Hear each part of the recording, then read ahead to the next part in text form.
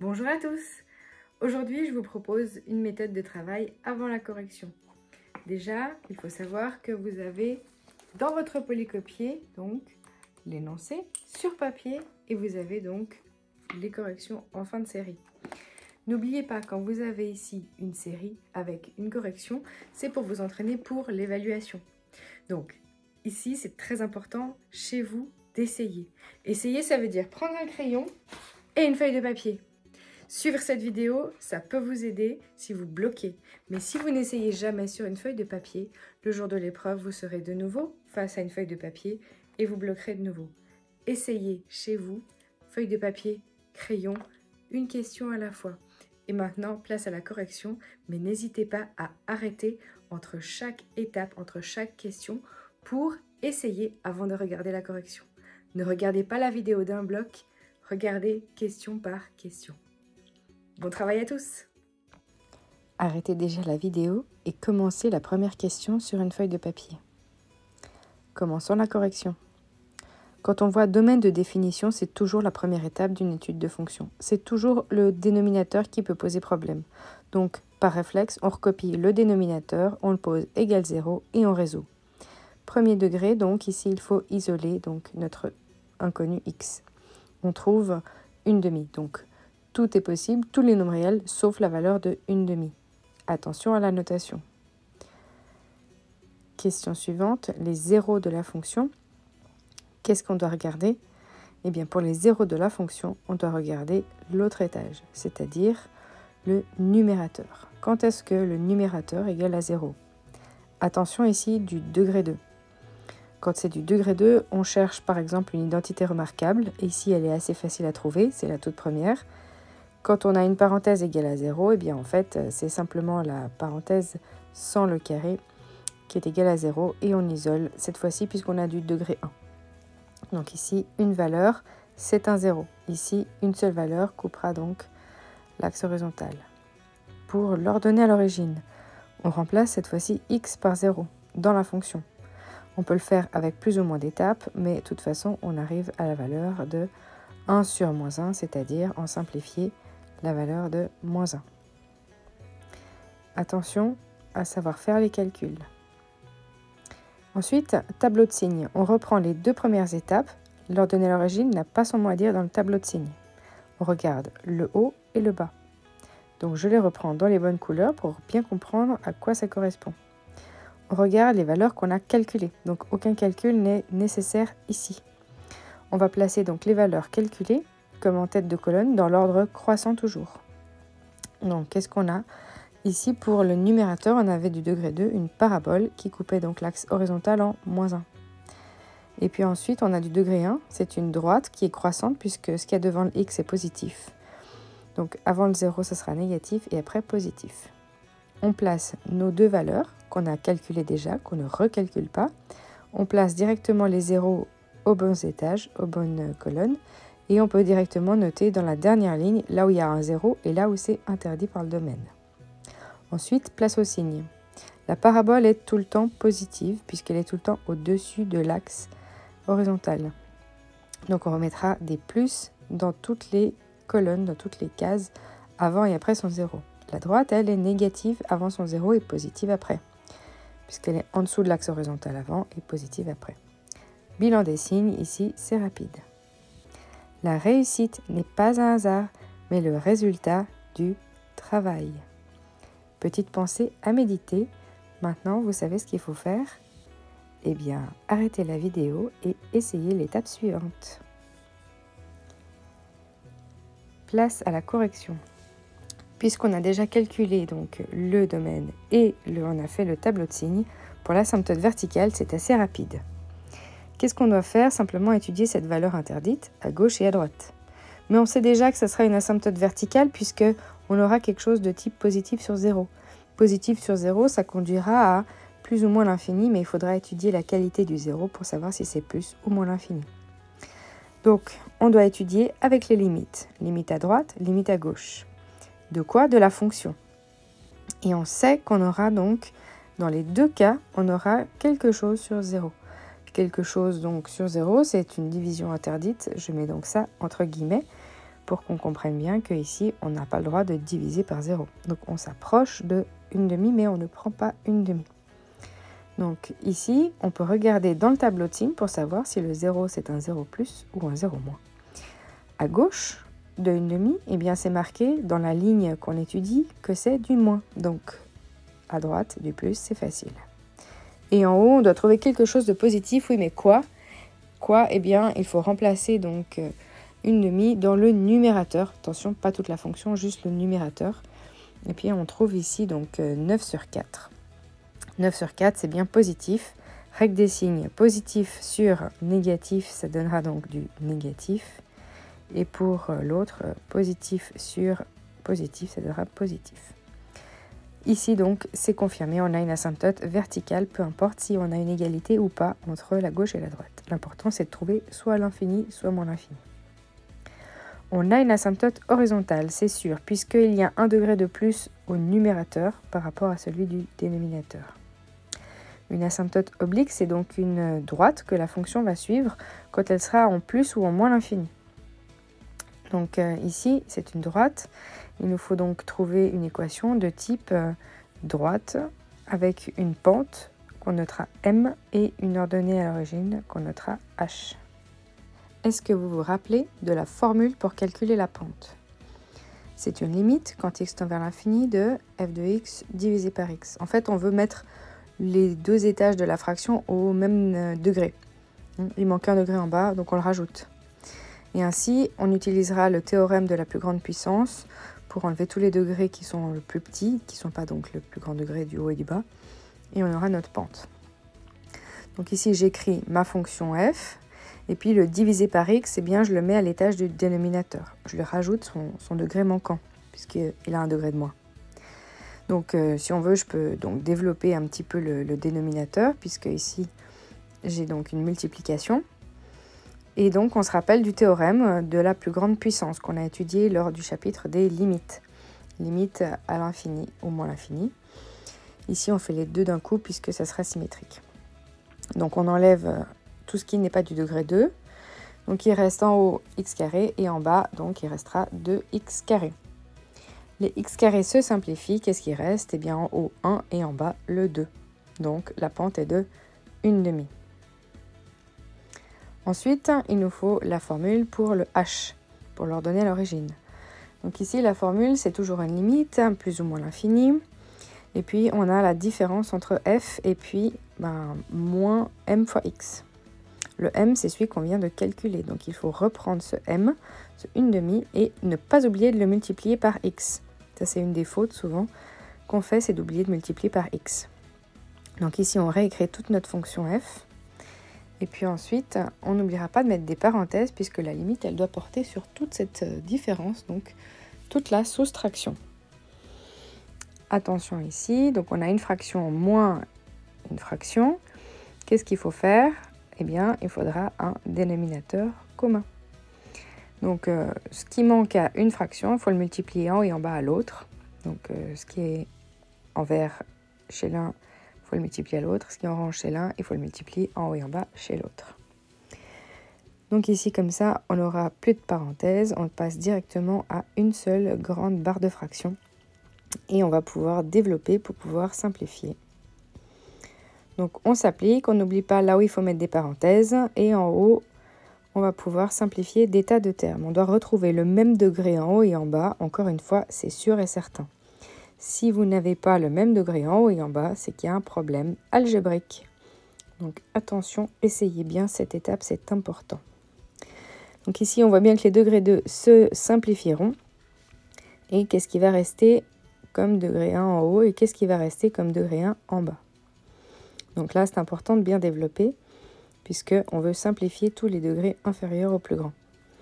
Et ici, on voit qu'avec ce théorème de la plus grande puissance, donc je vais le remettre encore une fois, eh bien, on va obtenir le coefficient du degré 1 sur le coefficient du degré 1, c'est-à-dire qu'on aura donc l'ordonnée l'origine est égale à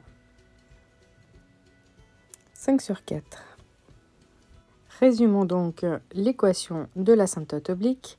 Nous avons donc une droite d de x avec la pente 1/2, donc toujours fois x, plus l'ordonnée à l'origine de 5/4. Je l'encadre pour ne pas la perdre de vue quand je devrais faire le graphique. Étudions maintenant le comportement de la fonction autour de cette asymptote. Est-ce que la fonction f va couper l'asymptote? Est-ce qu'elle va être en dessus ou en dessous? Voilà ce qu'on cherche. Donc on va définir la différence entre f et cette asymptote d comme étant une fonction qu'on appellera delta. Delta, il faudra donc étudier son signe. Quand c'est négatif, on sera en dessous. Quand c'est positif, on sera en dessus. Pour trouver cette fonction delta, il y a plusieurs façons de fonctionner. Et ce que je vous propose, c'est de partir sur la division polynomiale. Donc, on divise le numérateur par le dénominateur de la fonction f. Et puis, on va retrouver l'asymptote oblique. Donc, on retrouve aussi une information sur l'asymptote et son comportement avec la fonction delta. Donc, on repère le 1/2 de x plus 5/4. Ça correspond à notre asymptote oblique. Mais le reste, ce n'est pas directement la fonction delta, mais ça va nous permettre de trouver la fonction delta. Quand on a une division, on peut réécrire tout correctement comme une multiplication plus un reste. Donc ici, on a ce qu'on vient de trouver fois le dénominateur plus le reste qui est toujours sur le bon dénominateur. Donc si on simplifie en deux fractions, le 2x-1 se simplifie sur la partie de gauche. Par contre, le 9/4 reste sur 2x-1. Donc ici, on repère bien la formule f de x égale à d de x plus, et ce qui reste, c'est donc cette fonction delta. Cette fonction delta, donc ici, il y a un numérateur et un dénominateur. Donc je fais une ligne pour le numérateur, une ligne pour le dénominateur, une ligne qui sera pour le bilan, et enfin, le lien entre la fonction et l'asymptote. Donc ici, c'est uniquement la valeur hors domaine qui est annotée, donc le 1/2. Et on a 9/4 qui, lui, sera toujours positif. Donc on sait que la fonction delta, il n'y a pas de problème, il n'y a pas d'intersection avec l'axe entre f et l'asymptote oblique, il n'y aura pas d'intersection puisque ici, il n'y a qu'une seule valeur et c'est donc une valeur hors domaine.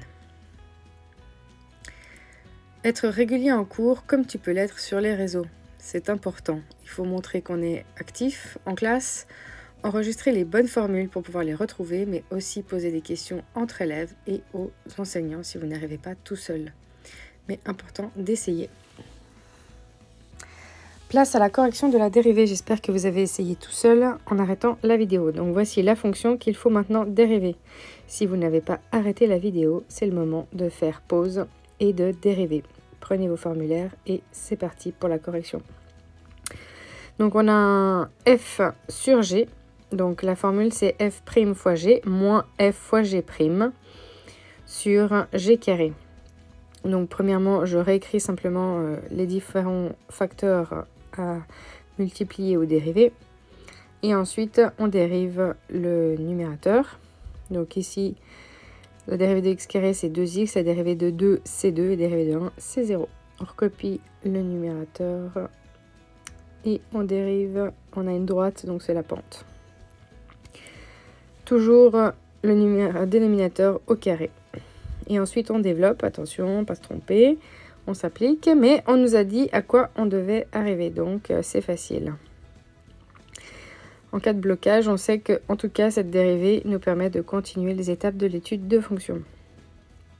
Donc ici, les degrés 2 diminuent. On se retrouve avec 2x carré. On a du degré 1 qui pourra se simplifier, mais il va quand même en rester. Et ensuite, on a quand même un terme constant. Donc, on a 2x carré. Les 4x et moins 4x se simplifient, donc il reste moins 2x. Et moins 2, ça fait moins 4.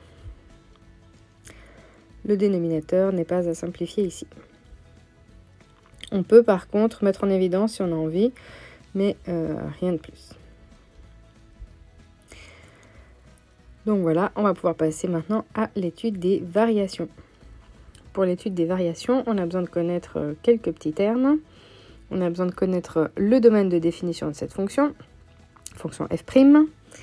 Ici, ça va être exactement la même chose que le domaine de f, puisque au dénominateur, eh bien, on a toujours la même expression, même si elle est au carré, c'est toujours la même valeur interdite, une demi.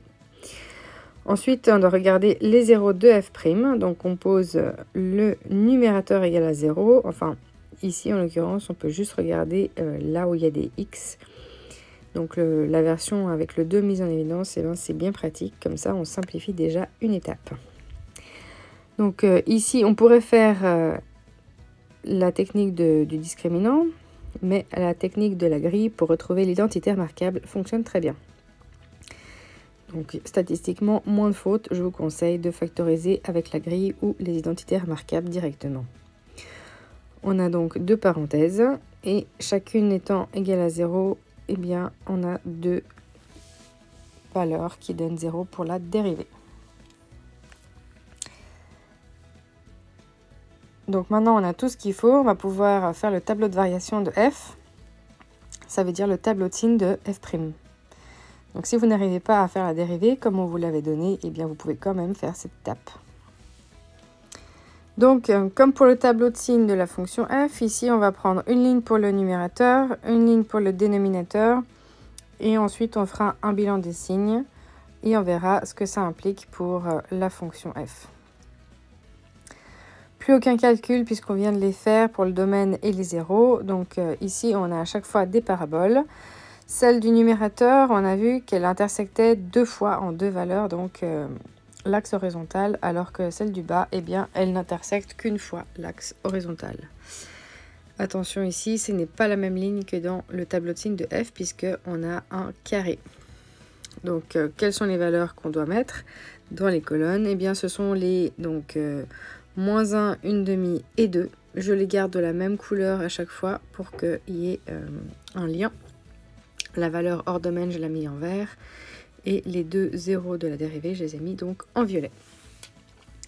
Donc je place déjà mes zéros, mon impossibilité du domaine. Et puis après, je trace mes colonnes. Et ensuite, on va réfléchir au plus ou au moins. Vraiment, prenez le temps de mettre d'abord tout ce qui est facile, tous les zéros, tous les hors domaines, on barre, on sait qu'il y a une asymptote.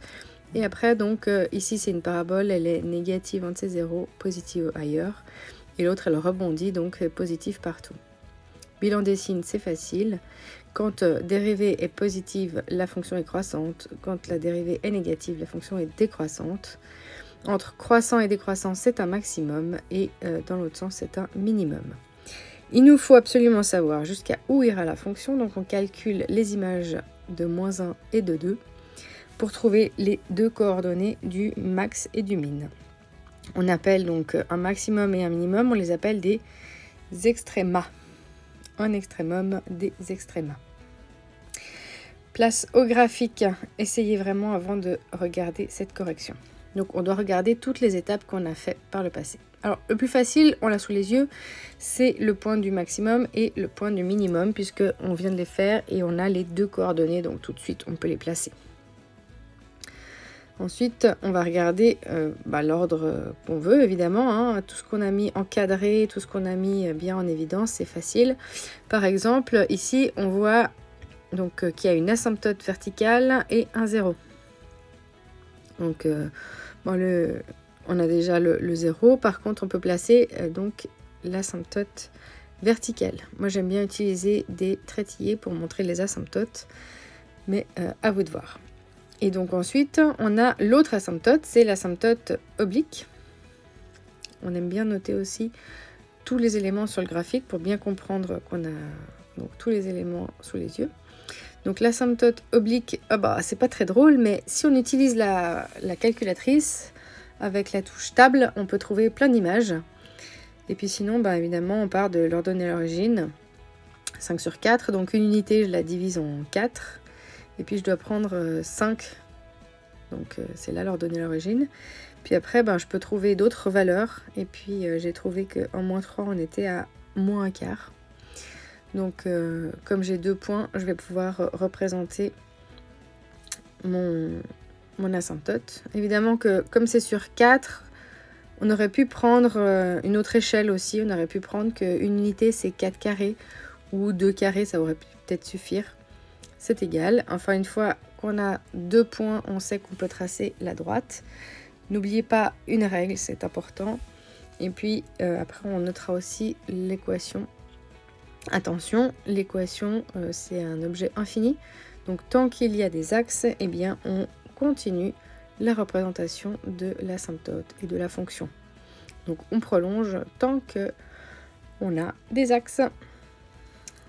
Ensuite, on note donc l'équation. Comme ça, on sait de quel objet il s'agit. Et ensuite, on continue donc la lecture de notre étude pour voir quels sont les objets qu'on peut encore utiliser pour notre représentation graphique. Un truc sympa, c'est le tableau de signes. Donc moi, je vais aller chercher le tableau de signes de F d'abord. Donc le tableau de signes, ça nous permet de savoir quand est-ce qu'on est positif, négatif ou nul. Le nul, on le sait, l'asymptote verticale, on le sait. Par contre, ici, on remarque donc on est négatif tout le temps jusqu'à une demi. Et puis après, on est positif. Donc, ce que je vais faire, c'est que je vais barrer. Je vous conseille de faire ça au crayon. De barrer là où la fonction n'est pas. Donc, si elle est négative avant moins 1, eh bien, je barre le positif. Elle ne sera pas positive puisqu'elle doit être négative. Ensuite, elle est encore négative entre moins 1 et une demi. Donc, je peux encore barrer le positif sur l'intervalle qui va de moins 1 à une demi. Donc, toujours, on s'applique. Donc, comme ça, c'est barré, on n'aura pas la tentation d'aller dessiner là-dessus. Et après, elle est positive, donc on barre le négatif. Le deuxième tableau de signes qu'on a fait, ça correspondait à l'attitude, le comportement de la fonction avec l'asymptote oblique. Est-ce qu'on est en dessous, en dessus? Est-ce qu'on coupe? Eh bien, on avait vu que avant son asymptote verticale, c'était tout le temps en dessous. Et après, c'était tout le temps en dessus. Donc, je barre, encore une fois. Cette fois-ci, je change de couleur pour bien montrer le lien. Je barre où la fonction ne sera pas. Elle n'est pas en dessus. Donc, je barre le dessus. Elle n'est pas en dessous. Donc, je barre le dessous. Donc, ici, on restreint les domaines possibles pour dessiner ma fonction. Donc, elle doit être forcément dans ces zones qui ne sont pas encore assurées. Et elle doit passer par encore l'ordonnée à l'origine, qui est de moins 1. Donc, c'est encore un point qu'on peut placer. Et puis après, on va devoir suivre encore le dernier tableau de signes, celui des variations, celui donc de F'. Donc, juste avant, on a vu qu'il y avait ici un comportement. Donc, on a une partie où la fonction, eh bien, on sait comment elle va se comporter. On n'a pas le choix. On suit croissant, décroissant et max-min. Donc c'est parti, on essaye d'être le plus souple possible avec son poignet, on représente. Pas de règle ici, ce n'est pas une droite. Et puis on fait de son mieux, mais on n'est pas un ordinateur, donc si vous avez la main qui tremblote un peu, c'est pas trop grave. On veut juste avoir la bonne allure. On vérifie avec GeoGebra où sont corrigés en fin de série. Et ouf, ça correspond bien à ce qu'on a trouvé. Très important, c'est pas parce qu'on a réussi à faire que c'est juste. Donc on compare toujours avec un moyen pour vérifier. Donc une application GeoGebra, c'est bien, ou alors la correction en fin de série. Voilà, j'espère que c'était clair. Donc c'est tout le temps les mêmes questions pour une étude de fonction. Il y a toujours des liens dans tous les sens. Donc le tableau de signes de la fonction delta, ça sert à quoi? Ça sert à voir le comportement entre f et l'asymptote. Ici oblique, mais ça pourrait être horizontal aussi. On a un deuxième tableau, un tableau de signes aussi qu'on vient de faire. Le tout dernier, c'est le tableau de signes de donc la dérivée, et ça correspond aux croissances, décroissances et extréma de la fonction f. N'hésitez pas à mettre des petites notes, des petites choses en évidence, des liens que vous avez compris, des questions que vous avez posées. Mettez en évidence des choses à ne pas oublier, des choses importantes. Utilisez des couleurs ou alors des petits résumés dans la marge avec un encadré de couleurs qui sort de la bulle d'un petit bonhomme, c'est égal. Mais absolument comprendre les liens, les noter par des couleurs ou par des phrases, c'est important pour vos révisions parce que ce qu'on a compris aujourd'hui, on doit le réutiliser demain. Et alors après, quand ça fait un moment qu'on n'en a plus fait, c'est difficile de retrouver les liens. Donc écrivez-le quand c'est compris, parce que comme ça sera toujours ça de gagner pour la suite. Donc ce qui est important à comprendre dans une étude de fonction, c'est que à part que c'est long et qu'on utilise tout ce qu'on a fait, eh bien c'est vraiment que tout est lié. Donc s'il y a un problème, que vous n'arrivez pas à dessiner, qu'il y a quelque chose de bizarre, c'est que vous avez peut-être fait une faute, une incohérence à vérifier. Bien, donc j'espère que vous avez essayé entre chaque étape, que vous avez bien joué le jeu d'arrêter la vidéo avant les corrections. Mais maintenant, si vous voulez en refaire une, eh bien sachez qu'il y en a plein dans les séries, dans le livre d'analyse. Et donc ici, je vais vous en proposer donc encore une. Et puis vous aurez même un code QR pour la correction. Donc voilà, place à un nouvel énoncé. Et vraiment au travail, n'attendez pas qu'on vous dise c'est pour demain, etc. C'est à vous de savoir quand est-ce que vous êtes à jour sur le programme. Restez à jour parce que tout ce qui est fait n'est plus à faire.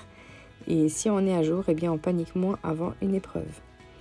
Donc vraiment, je vous souhaite bon courage pour cette dernière ligne droite jusqu'à la fin de l'année. Et au travail, place à une autre étude de fonction. Mais ça, c'est dans une autre vidéo. Belle révision à tous!